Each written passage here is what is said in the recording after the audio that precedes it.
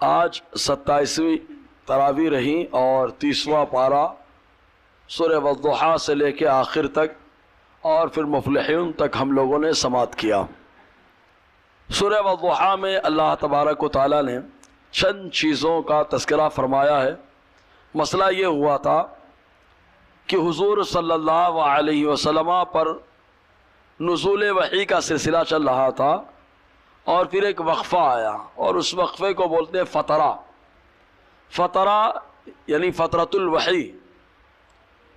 تو کفار مکہ نے مذاق اڑانا شروع کر دیا اور یہ کہا کہ ان کے شیطان نے معاذ اللہ ثم معاذ اللہ چھوڑ دیا ہے اور ان کی طرف توجہ ختم کر دی ہے۔ تو حضور صلی اللہ علیہ وسلم کو جب یہ معلوم پڑی کہ اتنی بیہودہ بات منسوب کر رہے تو آقا علیہ السلام کو بڑی تکلیف ہوئی، اور جب حضور کو تکلیف ہوتی ہے تو اللہ تعالیٰ ضرور کوئی نہ کوئی معاملہ حل فرماتا ہے۔ اللہ تعالیٰ نے پوری صورت اپنے محبوب کی شان میں نازل فرما دی اور بتایا کہ محبوب آپ کے رب نے نہ آپ کو چھوڑا ہے نہ آپ سے دشمنی مول لی ہے۔ اور یہ لوگ کیا سمجھ رہے ہیں، پہلے وہی آ رہی تھی اب وہی نہیں آئے گی، پہلے وہی آ رہی تھی اب نہیں آئے گی، بلکہ معاملہ تو ایسا ہے وَلَلْآخِرَةُ خَيْرٌ لَكَ مِنَ الْأُولَىٰ، جو زندگی گزر گئی ہے اس سے بہتر آپ کی آنے والی زندگی ہے، اور وہ کیا سمجھ رہے ہیں وہی نہیں آئے گی۔ تو اللہ تبارک و تعالیٰ نے اس انداز میں ان کا رد فرمایا، اور پھر اللہ تعالیٰ فرماتا ہے محبوب آپ کو رب اتنا دے گا کہ آپ راضی ہو جائیں گے۔ تو ظاہر سی بات ہے جب کسی کو وعدہ کیا جاتا ہے تو اس کی ماضی کی باتیں بھی یاد دلائی جاتی ہیں تاکہ تسلی ہو جائے۔ تو اللہ تعالیٰ اپنے محبوب سے کہتا ہے محبوب الم یجد کا یتیما فآویٰ، کیا رب نے آپ کو در یتیم نہ پایا تو جگہ دے دی؟ زمانے جاہلیت تو یا آج میں جو بچہ یتیم ہوتا ہے ماں باپ نہ ہو، اپنے اس کی مثال دیتے ہیں پچر سے۔ ہوٹل پہ جو بچہ کام کرتا ہے بہت گالی وغیرہ دیتا ہے، گٹکا کھاتا ہے اور اس کا اور کوئی اچھے سے اس کو بات نہیں کرتا ہے۔ تو عرب شریف میں جو بچہ یتیم ہوتا تھا اس زمانے میں وہ گالیاں دینا، بگڑیل، بد اخلاق، بد کردار یہ سب ہوتا تھا۔ لیکن حضور صلی اللہ علیہ وسلم یتیم ہونے کے باوجود اللہ تعالیٰ نے آپ کو اخلاق کے اعلیٰ معیار پہ رکھا ہے۔ تو اللہ تعالیٰ فرما رہے ہیں محبوب کیا آپ کو یتیم نہ پایا کہ آپ کو پناہ دی؟ وَوَجَدَكَ ضَالًّا، پھر ضال کا لفظ ہے، اس سے پہلے سمجھا چکا ہوں۔ یہ تفسیر اس کا معاملہ پہلے یہ سمجھ لے کہ گمراہ، ضال کا معنی ہوتا ہے گمراہ، یہ ظاہری معنی۔ تو ظاہری معنی لوگ لے کر کے حضور کی طرف گمراہی کی نسبت کر دیتے ہیں، حالانکہ سورہ نجم میں ایک دم صاف صاف موجود ہے مَا ضَلَّ صَاحِبُكُمْ وَمَا غَوَىٰ، اے جبرائیل تمہارے ساتھی نہ گمراہ ہوئے اور نہ بھٹکے راستے سے، اللہ تعالیٰ فرما رہا ہے۔ تو جب حضور گمراہ نہیں ہو تو اللہ نے کیسے کہہ دیا گمراہ پایا؟ یہی سوال بے عینی ہی حلب کے بادشاہ نے جب حضرت ابو عبیدہ کے سامنے بات رکھی تھی تو اس نے چند سوالات کیے، تو ان سوالات میں یہ بھی ایک تھا کہ ہم تمہارے نبی پہ کیسے ایمان لائے، تمہارے نبی کی شان میں تو یہ آیا ضال گمراہ۔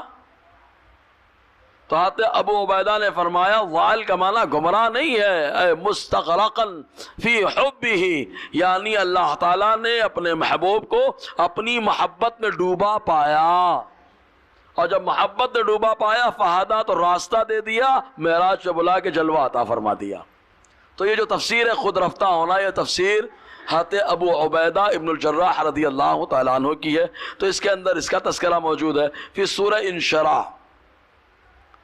سورہ انشراح میں اللہ تعالیٰ نے اپنے محبوب کو جو سینہ چاک کیا ہے 4 مرتبہ اس کا تذکرہ فرمایا ہے۔ حضور صلی اللہ علیہ وسلم کا سینہ 4 بار چاک ہوا، اور پہلی مرتبہ جب حضور صلی اللہ علیہ وسلم حضرت حلیمہ سعدیہ کے یہاں رہے، پھر دوسری مرتبہ جب 14 سال کی عمر کو پہنچے، تیسری مرتبہ جب آقا علیہ السلام غار حرا میں رہے، قرآن کا نزول ہونے والا تھا تو سینہ چاک ہوا، اور چوتھی مرتبہ جب مصطفیٰ معراج پہ جانے والے رہے تو خاص طور سے اس کا ذکر رہا۔ اور پھر اللہ تعالیٰ نے فرمایا محبوب سینہ کیوں چاک کیا ہے؟ اب ظاہر سی بات ہے بھائی آپریشن ہوتا ہے، اور یہ سینہ چاک ہونا در حقیقت آپریشن کی ایک دلیل بھی بتائی گئی کہ یار آپریشن کرنا جائز ہے، کہ مصطفیٰ کا بھی آپریشن ہوا۔ تو کیوں آپریشن ہوا؟ کوئی وجہ تو ہوگی نا۔ تو دل بڑا اہم ہوتا ہے، دل اگر کمزور ہو کتنا بھی بڑا پہلوان آدمی ہو وہ بزدل کہلاتا ہے۔ بز مانے بکری اور دل مانے دل، بزدل یعنی بکری جیسا دل۔ بکری کا معاملہ ایسا ہے کہ اگر اس کے سامنے بھیڑیا آ جائے اور کھڑا ہو جائے تو بکری بولے گی نہیں، چپکے سے لے کے چلا جائے گا، وہ اتنی ڈر جاتی ہے بکری۔ تو جو آدمی گھبرا جائے، دل چھوٹا ہو، تو اس کو بزدل یعنی بکری والا دل کہا جاتا ہے۔ تو اللہ تعالیٰ نے سینہ کو چاک کیا، کیوں؟ وَوَضَعْنَا عَنْكَ وِزْرَكَ، تاکہ دل میں جو بوجھ ہونے والے تھے سارے بوجھوں کو الگ کر دیا اللہ تعالیٰ نے، اور طاقت کو ڈال دیا ہے۔ خود اللہ تعالیٰ فرما رہا ہے۔ اور ایسے بوجھ تھے جو آپ کی پیٹھ کو توڑ دیتے، کیونکہ جب ٹینشن زیادہ ہوتا ہے تو کمر پہ اثر جاتا ہے، پیٹھ پہ اثر آتا ہے، دل پہ اثر آتا ہے۔ دل مضبوط ہوتا ہے تو ہر آدمی چیز برداشت کر لیتا ہے۔ اللہ نے آپریشن کر کے دل مضبوط کر دیا اور ساری تھکاوٹ اور پریشانی کو دور فرما دیا ہے۔ اس کے بعد اللہ تعالیٰ فرماتا ہے محبوب وَرَفَعْنَا لَكَ ذِكْرَكَ، ہم نے آپ کے ذکر کو آپ کے لیے بلند فرما دیا ہے۔ اب کتنا بلند کیا ہے؟ تو اس کو دو انداز میں سمجھ سکتے ہیں۔ پہلے یہ کہ بلند کرنے والا کوئی بھی چیز ہو، بلند اگر کر رہا ہے تو اپنی طاقت سے اٹھائے گا۔ ایک چیز کو آپ بچے کو اٹھا لیجئے، تھوڑی دیر تک بلند کر کے رکھیں گے، ہاتھ دکھنے لگے گا، ہٹا لیں گے آپ۔ تو جتنی آپ کی طاقت ہوگی آپ اتنا بلند کریں گے، اور طاقت جب جواب دے گی تو آپ نیچے کر لیں گے۔ تو اللہ تعالیٰ نے اپنے محبوب کے ذکر کو بلند کیا، تو اب اللہ کی طاقت کتنی ہے؟ بھائی طاقت جس کی ختم ہوتی ہے وہ بلندی ختم کر دیتا ہے، اور اللہ تعالیٰ کی طاقت تو ختم نہیں ہوتی ہے۔ ان اللہ علی کل شیء قدیر، اللہ ہر چاہے پر قادر ہے، اور اس کی قوت ختم نہیں ہونے والی، غیر محدود ہے۔ تو اللہ تعالیٰ نے اپنے ذکر کو، اپنے محبوب کے ذکر کو اللہ نے خود بلند فرمایا۔ انسان کرتا تو وہ ختم ہو جاتا، اللہ باقی ہے، مصطفیٰ کا ذکر باقی ہے۔ اور خود ایک حدیث موجود ہے، حضرت عبداللہ ابن عباس رضی اللہ تعالی عنہما سے مروی ہے کہ حضور صلی اللہ علیہ وسلم کی بارگاہ میں جبرائیل علیہ السلام آئے اور انہوں نے کہا کیا آپ کو یہ پسند نہیں ہے کہ اللہ نے آپ کے ذکر کو بلند کر دیا؟ حضور نے کہا کیسے؟ کہا ایسے کہ جہاں جہاں اللہ کا ذکر ہوتا ہے اللہ تعالیٰ نے آپ کے ذکر کو اپنا ذکر بنا لیا ہے۔ یعنی حضور کا تذکرہ کرو تو اللہ کا ذکر ہوتا ہے۔ اس کو فلسفے کی زبان میں اور منطق کی زبان میں یہ سمجھ لے وے کہ ایک ابھی درزی اور ٹیلر کپڑے بڑے اچھے اچھے سی رہے ہیں۔ اب ایک آدمی نے شاندار کپڑا پہن رکھا تو ہم نے تعریف کرنا شروع کر دی، درزی صاحب بڑے خوش ہو گئے، حالانکہ ان کی تعریف نہیں، ان کے کپڑے کی تعریف ہو رہی ہے۔ ایسے ہی امامہ تعریف ہو رہی تو جو باندھنے والا بڑا خوش ہو گیا۔ ایک مثال دے رہا ہوں خالی میں، آدمی بڑا خوش ہو گیا کہ یار واہ ماشاء اللہ سبحان اللہ، تو یہ سینہ چوڑا ہو رہا ہے۔ کیوں؟ جو چیز ہوتی ہے اس کی تعریف کرو تو بنانے والا خود بخود خوش ہو جاتا ہے۔ گھر میں کھانے کی تعریف کرو، کھانا تعریف کرو کہ اہلیہ خوش ہو جائیں گی، انہوں نے بنا، تو چیز کی تعریف کرو تو بنانے والا خوش ہوتا ہے۔ تو مصطفیٰ کی تعریف کرو تو مصطفیٰ کا بنانے والا خدا خود بخود خوش ہو جاتا ہے۔ یار اس کو حدیث کی زبان میں آپ سمجھ لیا اسے۔ اور پھر اللہ نے کیسے ذکر بلند کر دیا تو اس کی تفسیر میں آیا، دیکھو جہاں جہاں اللہ کا ذکر ہے وہاں وہاں مصطفیٰ کا تذکرہ ملے گا آپ کو۔ اذان میں اللہ کا ذکر، رسول اللہ کا ذکر ہے۔ اقامت میں اذان اللہ کا ذکر، رسول اللہ کا ذکر ہے۔ نماز میں اللہ کا ذکر، رسول اللہ کا ذکر ہے۔ اب آپ سوچو اگر اللہ کے ساتھ رسول اللہ کا ذکر کرنا غلط ہوتا تو نماز میں اللہ تعالیٰ نہیں کرواتا، لیکن اللہ تعالیٰ کروا رہا ہے۔ التحیات میں السلام علیکہ ایھا النبی ورحمۃ اللہ۔ سوچو اللہ کو اپنے نبی کا ذکر کتنا پسند ہے کہ نماز جو خالص اللہ کی ہوتی ہے اللہ نے اس میں بھی اپنے محبوب کا تذکرہ کروا دیا ہے۔ دیکھ بڑی بات ہو گئی۔ تو یہ اللہ تعالیٰ نے ذکر کو بلند فرمایا۔ پھر ایسے اور بھی کوئی چیزیں ہیں۔ پھر سورہ 3، حالانکہ اس میں جتنی صورتیں چلی ہیں ایک ایک صورت کی اگر وضاحت کے اندر کافی لمبا ٹائم جاتا ہے، لیکن چونکہ خلاصہ اپنا 10 سے 15 منٹ کا ہے تو اس میں لے لے بات۔ اب سورہ 3 میں اللہ تبارک و تعالیٰ نے 4 چیزوں کی اسپیشل قسم لے کے کہا کہ ہم نے انسان کو خوبصورت بنایا ہے۔ حالانکہ انسان واقعتاً بڑا خوبصورت ہے، بس یہ کہ انسان کنفیوز ہے کہ میں انسان ہوں کہ نہیں۔ کبھی وہ بال ویسے بنا لے، داڑھی بنا لیتا ہے جیسے لگتا ہے کہ انسان ہی نہیں ہے، کبھی بال گدھوں کی طرح رکھ لیتا ہے، وہ کنفیوز ہے۔ حالانکہ اللہ فرما رہا ہے 3-4 چیزوں کی قسم لے کر، انجیر کی قسم، زیتون کی قسم، طور سینا کی قسم، اور میرا نبی جہاں پہ آرام فرمائے اس امن والے شہر کی قسم، ہم نے انسان کو سب سے خوبصورت بنایا ہے۔ اللہ فرما رہا ہے۔ اب یہ چار چیز کون کون ہے؟ انجیر کی قسم کیوں بھائی؟ اتنا پاورفل ہو گیا اللہ اس کی قسم لے ہوئے، کوئی نہ کوئی تو وجہ ہوگی۔ زیتون کی قسم اللہ لے رہا ہے، کیا اور پھل اللہ نے پیدا نہیں کیے؟ تو وجہ آپ غور کریں گے تو معلوم یہ ہوگا یہ چاروں چیزیں نسبتی ہیں۔ زیتون کی انجیر کی قسم اللہ نے لی، کیوں؟ آدم علیہ السلام نے جب گیہوں سے یا انار سے یا کھایا تھا، کہاں؟ جنت کے اندر۔ گیہوں کھایا یا انار کھایا یا انجیر کھایا، تین روایتیں، گیہوں زیادہ مشہور ہے۔ کھایا تو بدن میں ناخون کے کپڑے تھے، بڑے سافٹ، بڑے پیارے، بڑے ملائم، بڑے خوبصورت۔ جیسے ہی کھایا تو پورے بدن کے کپڑے اتر گئے، اور جب کپڑے اتر گئے تو ظاہر سی بات ہے شرم تو لگے گی نا یار۔ تو وہ مارے حیا کے ادھر سے ادھر جانے لگے، اور جس درخت کے پاس گئے کسی نے پتے نہیں دیے۔ شیخ عبدالعزیز محدث دہلوی فرماتے جیسے ہی انجیر کے درخت کے پاس گئے اس نے اپنے پتوں کو پیش کر دیا، اور جب پتوں کو اس نے پیش کر دیا تو میرے اللہ نے اس کی عظمت کو قرآن میں بیان فرما دیا۔ وہ نسبت زیتون یہ مسجد اقصیٰ کے اطراف میں سب سے زیادہ زیتون کے درخت پائے جاتے ہیں، اور مسجد اقصیٰ کے علاقے کو اللہ تعالیٰ نے بابرکت سرزمین قرآن میں کئی جگہ کہا ہے۔ تو بابرکت سرزمین میں جو درخت ہے اللہ نے اس کی قسم لی ہے، اور حضور نے فرمایا زیتون کا تیل پیو، اس کی مالش کرو، کیونکہ اللہ نے اس کو بابرکت درخت سے پیدا فرمایا ہے۔ طور سینین تو معلوم ہے، کوہ طور جہاں تھے موسیٰ علیہ السلام جا رہے ہیں۔ اچھا موسیٰ علیہ السلام جہاں جائیں وہ افضل، موسیٰ علیہ السلام جہاں جائیں وہ افضل، جہاں اللہ سے بات کریں وہ افضل۔ تو جب کلیم اللہ کے جانے سے بات کرنے سے چیز افضل ہو جاتی ہے تو حبیب اللہ جہاں قدم رکھتے وہ چیز کیوں نہیں افضل ہو جائے گی بھائی، ہے نا؟ تو اس کے بعد حبیب اللہ جہاں گئے اس کا ذکر ہے۔ عمل والے شہر کی قسم، تو عمل والا شہر لوگوں نے اس کو مکے میں فٹ کیا، کچھ لوگوں نے مدینے میں فٹ کیا، لیکن دیوانوں نے کہا جہاں مصطفیٰ وہ عمل والا شہر جی۔ اور اس کے بعد سورہ اقلاع کے بارے میں تو سب آپ کو معلوم ہے کہ 5 آیتیں کم نازل ہوئیں، لیکن اس میں ایک بات سمجھا دوں، سمجھ میں باتیں آ رہی ہے نا یار؟ یہی ختم قرآن میں جو ہے نا بیان بھی ہو جا رہا ہے، اور پورا مہینہ جو خلاصہ چلتا تھا وہ خلاصہ بھی ہو جا رہا ہے ساتھ میں۔ غار حرا میں حضور نا، حضور کے پاس آئے جبرائیل، کیا کہتے جبرائیل؟ اچھا حضور غار حرا میں کیا کر رہے تھے؟ اللہ کے بارے میں غور کر رہے تھے، اور جیسے ذکر خدا عبادت ہے ویسے خدا کے بارے میں سوچنا اور فکر کرنا یہ بھی عبادت ہے۔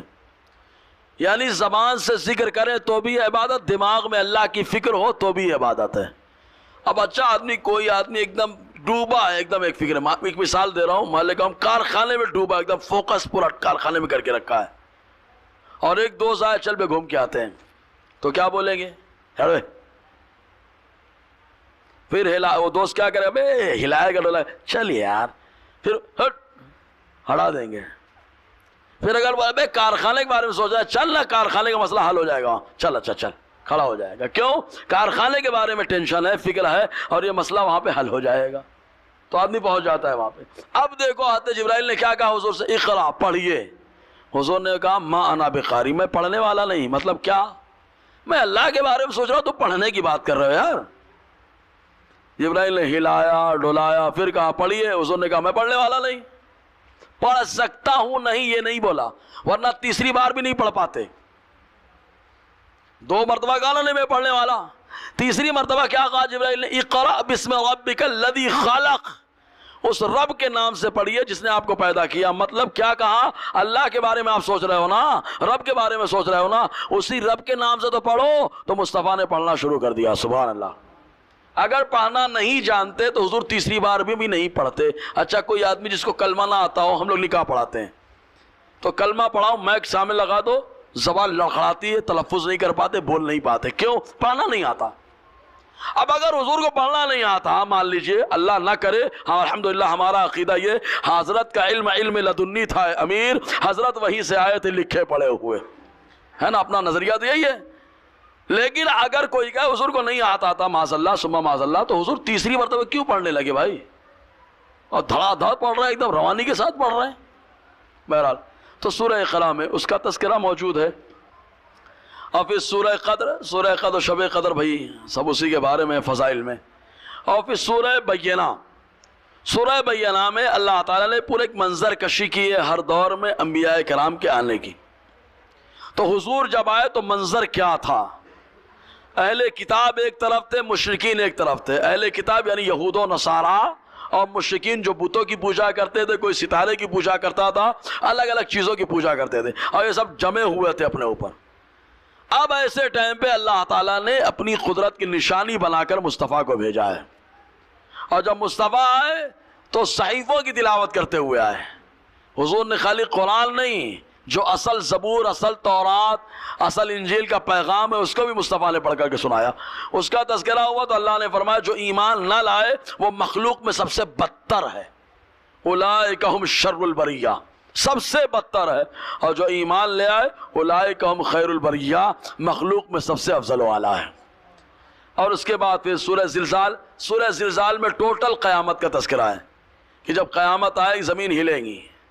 زمین کیا ہوگی پہلے بتاؤ تو، بولے نا کیا ہوگی؟ کیا ہلے گی نا؟ ابھی بھی سائنس بول رہی ہل رہی ہے، حرکت کر رہی ہے۔ تو بڑی حیرانی کی بات ہے یار، اس ٹائم پہ ہلے گی تو سب کو معلوم ہو جائے گا، ابھی ہل رہی کسی کو معلوم ہی نہیں ہوتا۔ اس کا مطلب یہ کہ قرآن جو کہتا ہے سورہ فاطر کے اندر کہ اللہ نے زمین کو ٹھہرا دیا، تو بلا شبہ وہ زمین ٹھہری ہے۔ اور اس کے بعد سورہ عادیات میں، سورہ عادیات میں جو لوگ اللہ کی راہ میں گھوڑے دوڑاتے ہیں تو ان گھوڑوں کی شان کو اللہ نے بیان فرمایا ہے۔ سوچو راہ خدا میں گھوڑا جائے تو ان کی شان، اور پھر گھوڑے جب چلتے ہیں ٹاپ کہیں لگتے ہیں پتھر پر تو چنگاریاں نکلتی ہیں، ان چنگاریوں کی شان کو اللہ نے بیان فرمایا ہے، اس دھول کو بیان فرمایا۔ اس کے بعد سورہ قاریعہ، سورہ قاریعہ میں بھی اللہ تعالیٰ نے قیامت کا ہی تذکرہ فرمایا ہے، اور ساتھ ہی ساتھ وزن اعمال یعنی قیامت کے دن اعمال تولے جائیں گے اس کا تذکرہ فرمایا ہے۔ پھر سورہ تکاثر، سورہ تکاثر، تکاثر مانے کیا؟ بڑائی چاہنا، میں بڑا۔ تو عرب میں بڑا یہی چلتا رہتا تھا، آج بھی وہی چل رہا ہے۔ ہم لوگ پڑھے لکھے مسلمان ہیں، کلمہ پڑھ لیں، میں بڑا یہی پر پریشان ہیں ہم لوگ خالی۔ تو لوگ کیا کرتے تھے معلوم؟ ابے میں بڑا، میرے قبیلے میں لوگ زیادہ ہیں، تو قبیلے ایک قبیلے ادھر گنے، بولے یار اتنے، یہ دوسرے نے گنا اتنے، بولے یار یہ تو برابر ہو جانا ہے یار، ہمارے لوگ اتنے مرے ہیں لڑائی کرتے کرتے، کہا چلو قبر گنتے ہیں، تو جا کے قبر گننے لگے۔ دیکھو تو یہ قبیلوں کی جنگ کرنے کا انداز تھا۔ تو اللہ نے فرمایا الہاکم التکاثر، تمہارا بڑا پن ہونا، بڑا ظاہر کرنا کہ میں بڑا تم کو غافل کر دیا، حتی زرتم المقابر، بڑا بننے کے چکر میں تم قبروں کو دیکھنے چلے جا رہے ہو کہ اتنے بہادر لوگ ہیں، قبروں میں گئے، یہ ہوا وہ ہوا، اتنے غافل ہو گئے۔ یاد رکھو قیامت آنے والی ہے اور تم سے تمہاری نعمتوں کے تعلق سے سوال کیا جائے گا۔ تو سورہ تکاثر میں اللہ تعالیٰ نے اس کا تذکرہ فرمایا، اور سورہ عصر پوری سورت اللہ تعالیٰ نے ابو بکر صدیق کی شان میں نازل فرما دی ہے، پوری سورت۔ پھر سورہ ہمزہ، سورہ ہمزہ میں کفار کیا کرتے ہیں؟ بڑے کنجوسی۔ اچھا ایک لفظ ہے کنجوس، ایک ہے قناعت، دونوں میں فرق ہے۔ ہم لوگ قناعت کو بھی نہیں سمجھ پاتے، کنجوسی بھی نہیں سمجھ پاتے۔ کبھی کبھی قناعت کو کنجوسی کا لفظ بول دیا جاتا ہے، اور کبھی کبھی کیا ہے کنجوسی کو قناعت کا لفظ۔ کنجوسی کیا ہے معلوم؟ جو ضروریات ہیں ان کو نہ نکالنا، یہ کنجوسی ہے۔ جیسے زکوٰۃ فرض ہے، اگر کوئی نہ نکالے تو کہا جائے کنجوس ہے یہ۔ فطرہ فرض ہے، کوئی نہ نکالے تو بولا جائے کنجوس ہے یہ۔ بچوں کا خرچہ فرض ہے، اگر کوئی نہ نکالے کہا جائے کنجوس ہے۔ ماں باپ کا خرچ فرض ہے، اگر کوئی نہ نکالے تو کہا جائے گا کنجوس ہے یہ۔ تو یعنی جو ضروری خرچہ ہے اگر آدمی وہ نہ کرے تو کنجوس کہا جاتا ہے، اور بلا وجہ کا خرچہ نہ کرنا اس کو قناعت کہا جاتا ہے۔ اب بھی بہت سارے غیر ضروری خرچے ہوتے ہیں، ان سے اگر کوئی بچتا ہے تو اس کو کنجوس نہیں بلکہ قناعت پسند کہا جاتا ہے۔ تو اللہ تعالیٰ نے سورہ ہمزہ میں کفار کی کنجوسی کا تذکرہ فرمایا ہے۔ اور پھر سورہ فیل میں ٹوٹل ابرہا نے جو حملہ کیا تھا اس حملے کا اور ابابیل کے لشکر کے آنے کا اللہ نے تذکرہ فرمایا۔ اور سورہ قریش کے اندر، قریش جو ہے قریش مکہ، مکہ شریف جو ہے نا ایک دم آؤٹ علاقے میں، کاروبار کرنے کا کوئی چانس نہیں تھا، تو وہ لوگ دو سفر کرتے تھے سال میں، ایک ملک شام کا کرتے تھے، ایک ملک یمن کا کرتے تھے۔ ایک سردیوں میں ہوتا تھا، ایک گرمیوں میں ہوتا تھا، اور وہی دونوں سفر میں اللہ تبارک و تعالیٰ اتنی برکت دے دیتا کہ یہ لوگ سال بھر بیٹھ کے مکہ والے کھاتے تھے۔ تو اللہ تبارک و تعالیٰ نے اس کا سورہ قریش میں تذکرہ فرمایا ہے، اور سورہ معون میں اللہ تعالیٰ نے ابو جہل کا رد کیا ہے خاص۔ ابو جہل کا طریقہ کیا ہوتا تھا، کوئی بھی سردار انتقال کرتا تھا تو انتقال کے ٹائم پہ چلا جاتا ان کے پاس، اور جانے کے بعد بولتا ٹینشن مت لو، تمہارے چھوٹے جو بچوں کا میں خیال رکھوں گا، تم اپنا کاروبار روپیہ پیسہ جائیداد میرے نام پہ کر دو۔ تو سب لے لیتا، ہڑپ لیتا، اور آدمی کا انتقال ہوتا تو ان کے بچوں کو بھگا دیتا تھا، اور جب بھگا دیتا تھا تو اللہ تعالیٰ فرماتا ہے فَذَلِكَ الَّذِي يَدُعُّ الْيَتِيمَ، یہ وہی ہے جو بچوں کو، یتیموں کو دھکے مار کے بھگاتا ہے اور مسکین کو کھانا نہیں کھلاتا ہے۔ پھر اس کے بعد اللہ تعالیٰ نے فرمایا ویل ہے ان لوگوں کے لیے جو نمازی ہیں۔ یا اللہ، نمازیوں کے لیے ویل، تو کون سے نمازی معلوم؟ الَّذِينَ هُمْ عَنْ صَلَاتِهِمْ سَاهُونَ، جو نماز میں سستی برتتے ہیں۔ اب جو سستی برتا نماز میں اس کے لیے ویل ہے، نمازی لیکن سستی برتے تو ان کے لیے ویل ہے۔ اور اس کے بعد اللہ تعالیٰ فرماتا ہے جو دکھاوے کی نماز پڑھتے ہیں۔ اپنے یہاں زیادہ تفصیل نہ کریں، خالی اتنا بولے تہجد کا معاملہ جو ہوتا ہے اللہ اور بندے کا ہوتا ہے، لیکن ہم لوگ ہوٹل میں جب تک اس کا تذکرہ نہیں کریں گے سکون نہیں ملتا، تو یہ دکھاوا ہو رہا ہے۔ وَيَمْنَعُونَ الْمَاعُونَ، اور جو معاون سے روکتے ہیں ان کے لیے بھی ویل ہے۔ ویل مطلب تباہی یا جہنم کی وادی۔ اور معاون کیا ہے؟ 3 چیزیں ہیں، نمک، پانی، آگ۔ نمک، پانی، آگ کے بارے میں یہ آیا، حضور نے فرمایا اگر کوئی مانگے تو منع نہ کرے، نمک مانگے تو دے دیں، پانی مانگے تو دے دیں، اور ساتھ ہی ساتھ آگ مانگے تو دے دیں۔ اس زمانے میں آگ جلانا بہت دشوار ہوتا تھا، پریشانی کا معاملہ ہوتا تھا۔ اور پھر سورہ کوثر میں اللہ تعالیٰ نے فاطمۃ الزہرا اور ان کی نسل کا خاص طور سے تذکرہ فرمایا اور قربانی کرنے کا حکم عطا فرمایا، کیونکہ جب اولاد اچھی ہو، ولادت ہو ان کی، تو ایسے وقت میں آدمی عقیقہ بھی کرتا ہے اور اللہ کا شکر بھی ادا کرتا ہے۔ تو اس کا خاص طور سے ذکر ہے۔ سورہ کافرون میں کفار کا رد ہے، اور سورہ فتح جس کو اذا جاء نصر اللہ کہتے ہیں، یہ اس میں آقا علیہ السلام کے وصال فرمانے کی خبر دی گئی۔ سورہ لہب میں جو ہے اللہ تعالیٰ نے ابو لہب کا رد کیا۔ ابو لہب سگا چاچا حضور کا، لیکن اس کا رد ہوا کیوں؟ وہ حضور کی شان میں بے ادبی کرتا تھا۔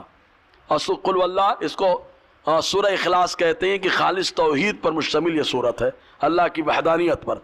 اور سورہ فلق اور سورہ ناس میں جو لبید ابن عاصم جو یہودی تھا، اس نے حضور صلی اللہ علیہ وسلم پر جادو کیا تھا، تو اس جادو میں جو ہے 6 گانٹیاں لگائی تھی رسی میں، اور 6 سوئی کا استعمال ہوا تھا، اور 6 حضور کے بالوں کا استعمال ہوا تھا، اور موم بتی میں لگا کے جو ہے ایک کنویں میں ڈالا گیا تھا۔ تو اللہ تعالیٰ نے 6 ٹوٹل 11 آیتیں دونوں کے اندر، تو اللہ تعالیٰ نے 11 گرے، 11 دھاگے اور 11 کنگھی کے دانے ان کا استعمال ہوا تھا، تو 11 آیتوں کو نازل فرما کر اپنے محبوب کو جادو سے محفوظ فرمایا۔ تو ایک آیت پڑھتے اور گرہ کھولتے اور دانہ الگ کرتے، اس طریقے سے معاملہ ختم ہوا۔ یہ ہم لوگوں نے آج سماعت کیا۔ دوران گفتگو غیر شرعی کلمات نکلے ہوں تو استغفر اللہ رب من کل ذی واتوب الیہ، اشہد ان لا الہ الا اللہ واشہد ان محمدا عبدہ ورسولہ۔